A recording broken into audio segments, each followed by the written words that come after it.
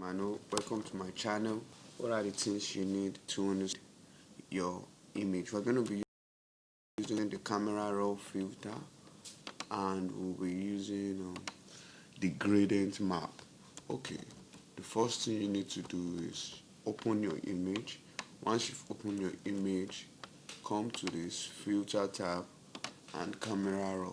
What is the function of camera raw? Camera raw comprises of where you can adjust. It's like an adjusted tab where you can adjust your image, your color, your brightness, and make it look nice. So the first thing we want to do is that I want to add a little bit contrast to this image. So if I increase the contrast like this, add more contrast, then the highlight works for the bright parts, the shadows works for the dark part. So when you reduce the highlight like this, you are reducing the bright part. So I can just reduce the bright part like this. Then I would increase the shadows to, like, let me say, for 47. So the next thing you want to do is that I would reduce the dark part, so it's going to make the image have this dark look. Once I do that, I add a little clarity to it, then I'm done with it over here. So I can come to my levels tab, but in order to save us time, this is what I did. Let me just show you everything. Now, okay, now how did I achieve this? My contrast was 33. I reduced down my highlight to minus 63, then the shadows 62. So then my dark part is minus 43. Then I added a little clarity plus 9, density plus 10. So the contrast is plus 33, minus 63 for the highlights. The shadows is plus 62. The white part is plus 13 plus minus 43, and we have plus 9 for the clarity.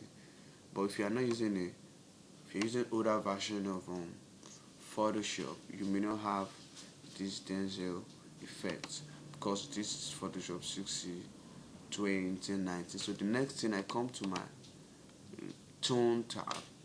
I only increase the highlights to 10, the light part to plus 9, and the dark part minus 6, and the shadows. So you see, most times I increase the highlights, I reduce it sometimes, I bring down the dark part to give us this dark effect, then plus 9.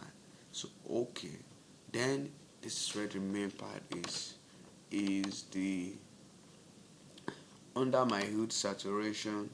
I only the green, I added it to be plus 6, and I minus the blue to be minus 5. Then the saturation, I increase my red part to be plus 28, and I reduce this part, the equals green, to minus 97. Plus 28 minus 27, then we have minus 38 for the blues. Luminosity, I only increase this to plus 88. So we have minus 28, minus 97, minus 38, and plus 88. So the next thing you have to do is come to these highlights. I added a saturation of 31, and I move it over to this orange filter, which is 39. Then on my shadows, I add a saturation of 9, and I move it over to 297. Now that is what gives us this look.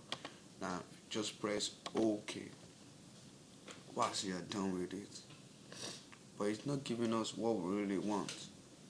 So once you click the OK, it's going to apply that filter to your photograph. But this is what we are trying to achieve, right? This is what I did. Now what is the next thing this image is lacking? All you just need to do is come to your gradient map over here. Then you're going to see this filter. Then you come over here. This is the sepia aquatum. It's not giving me. I can just pick this. Yeah, this is gonna give me because it added more shadows and it gives me more. So gold 2.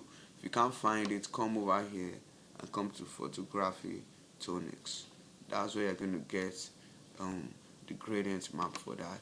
When you click OK, then you are not gonna move it. Move it to soft light. You can move it to multiply. You can use dissolve. You can use color dodge, or you can use overlay, soft light. But I used multiply for this because if you check this image out, this is what we got. Now the next thing I just needed to do is just to reduce the opacity of the image, the fill. That's what you just have to do. After that, just reduce the fill to 43 and you are good to go. So this is it with the fill. So this is the original image. After everything, this is what to go. I hope you can just try this out. The one thing you have to understand is that anytime you are done, let's say for instance, let me move back. So you open this image now. You can just come over here to camera filter. Then the next thing you want to do is to add the previous version. What is the previous version? Previous version means that you're going to be all the adjustments you've done, you can just save it. So anytime you want to just use that adjustment, you just select it. So if you come over here, you can just come to previous conversion. It means the last adjustment you did. So I'll just click it over here. Automatically it's going to bring out all that settings for me. Then I can come here and save the settings. So you just save it over here so that next time, anytime you are retouching your image, you can just pick it. So you can just put it retouched filter like this. So anytime you want to apply it again, you want to apply what you just saved, you come over here and you load it. You're just going to load that filter. It's just very, very, very easy. You just load it over and you're very, very good to go. So on that note, I'm going to talk. If you're not subscribed to my channel, I want you to subscribe and click the bell button. Thank you very much.